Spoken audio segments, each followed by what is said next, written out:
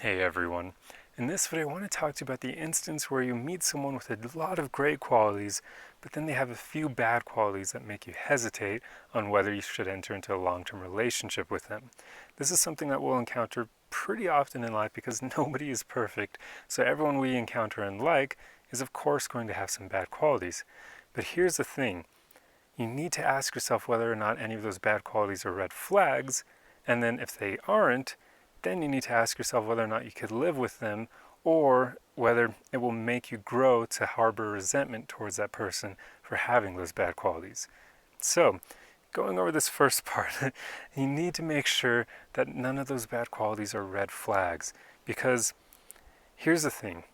If somebody has a lot of great qualities, but a few bad qualities, and even just one of those bad qualities happens to be a red flag, then that pretty much overrides all of the great qualities that they have. Because red flags, they're called red flags for a reason. These are things that basically lead to relationships ending.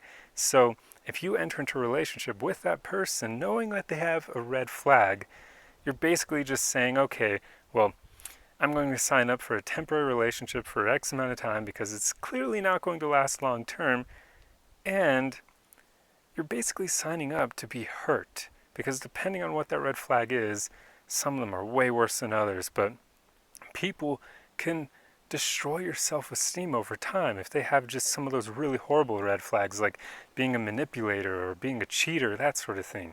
You can't ignore stuff like that. Well, actually, in general, do not ignore red flags. Like, seriously, I see so many posts on Instagram and other places where it's like people act like red flags are kind of okay if they're not super bad. Guys, they're called red flags for a reason. Remember, if a bad quality isn't a red flag and you can live with it, that's one thing, that's fine. But if a bad quality is a red flag, that's an entirely different thing. That means do not ignore it. This is a sign saying avoid this person in terms of relationships because it won't last and they could utterly hurt you. So, just to go over an example, for instance, let's say you went on a date with someone who had all these great qualities. Maybe they're super kind, charismatic, and loving, and seemingly genuine, but then you notice that they have a bit of a manipulative side, and they somehow manipulate someone when you're on a date with them. Maybe like you're at a restaurant or something, and they somehow manipulate the server in some way. I can't think of an example of how they would manipulate them, but let's just say they do something that shows that they have manipulative behavior. You have to immediately notice that and say, holy crap, that is not a good sign, because if they're going to manipulate our server, then for sure they're going to manipulate me in a relationship. So maybe I should avoid this person. That's the way you need to think. You can't be like, oh, they're a bit manipulative, but they have all these great qualities. They're so kind and charismatic and loving. Nope. At that point, once you find out they're a manipulator, all of those other things don't matter. That's the way you need to think. I know it sounds harsh, but seriously, guys, do not enter into long-term relationships with people who have red flags that you notice. It's one thing if the red flag is hidden at the beginning because they're good at hiding it and it pops up later, but if you notice it before you enter into a relationship with them, you're just being naive if you decide to actually enter into anything with them. Like, that's just, you do not want to do that, no matter how much you like them.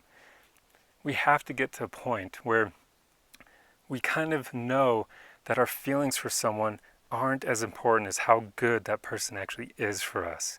I know it's a difficult way to think, but it seriously can benefit you so much in life because too many people go off of their emotions alone, and in love and relationships, they just throw logic out the window when you can't really do that. I understand relationships are a bit more of an emotional thing in general, but do not let your brain fall out of your head just because you find you're head over heels for someone. Just don't let that happen to you.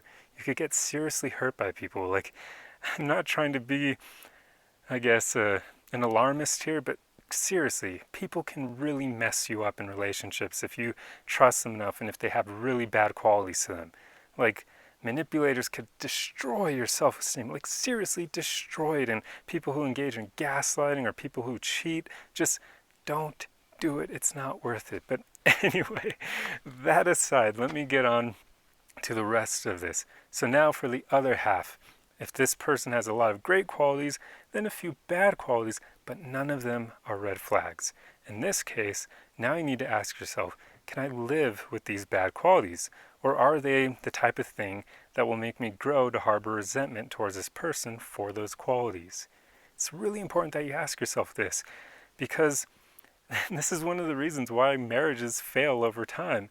Because when the two people are dating, or, well, actually, should I say, when they're in a long-term relationship before they get married, they'll notice the bad qualities that either of them has. And they'll often say, okay, I can handle that. But they never ask, is that going to make me harbor resentment towards the other person over time?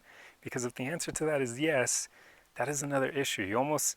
It's not a red flag, of course, but you almost have to treat it like something similar, because it shows that you aren't going to be able to handle being in a long-term relationship with that person, because you'll grow to resent them over time for that behavior. And that could make you become passive aggressive to them and just treat them differently, and it will probably lead to the relationship ending eventually.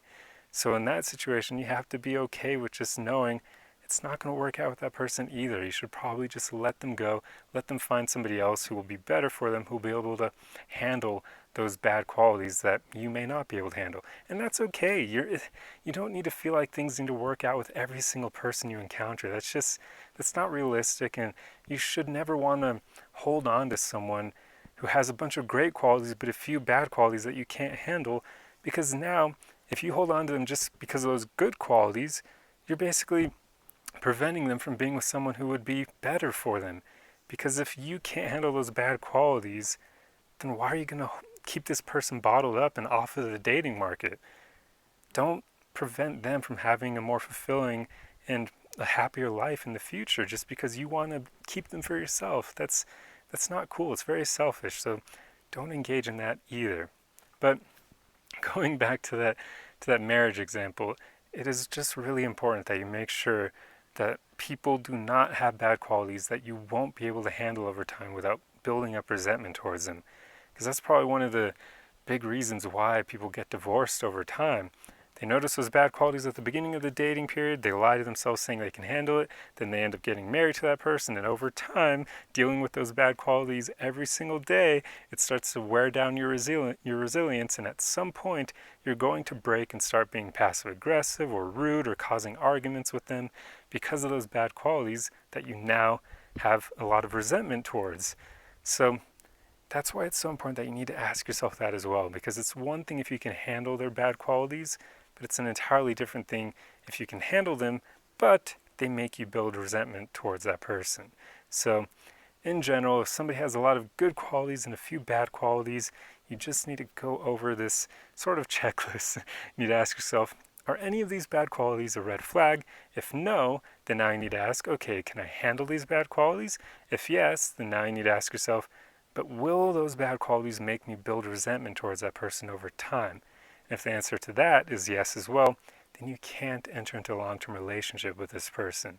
Doing so it wouldn't be fair to them, because you're not going to be able to fully love and accept them if you're not able to accept those bad qualities without any resentment towards them.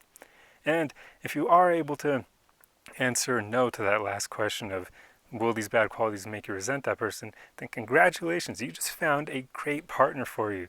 Because like I said earlier, nobody is perfect. So if you find someone with a ton of great qualities, but then they have a few bad qualities, but none of them are red flags, you can handle all of them and you won't build resentment towards that person for those bad qualities, then you just found an incredible partner for you.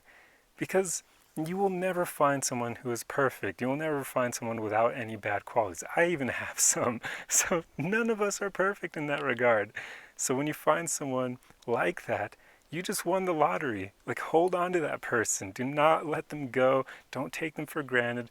None of that crap. Work on yourself while you're with them, because they are probably someone who could be a life partner for you, because it's so rare to find that. Like, seriously, that is so rare. So make sure when you find someone like that, work on yourself enough that you aren't going to lose them. But anyway, that's pretty much all I wanted to talk about, so I'm going to end it here. I hope that you truly enjoyed this video, and if so, the easiest way you can support me is just to like, comment, share, let me know what you think, and I will see you guys in the next video. Arrivederci!